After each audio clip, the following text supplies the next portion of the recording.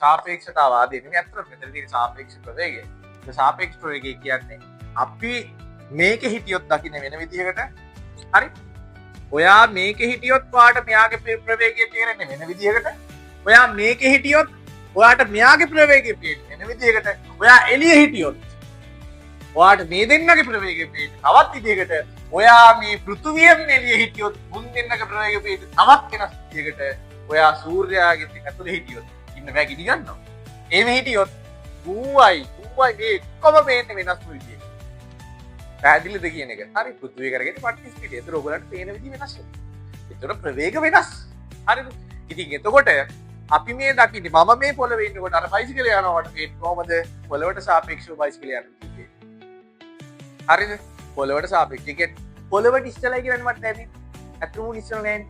මට දැනෙන්නේ එහෙමයි. පොළවට ඉස්සලයි. ගහකොන සෙලවෙන්නේ. හරිද? අර වාදීවිල්ලක් යනවා.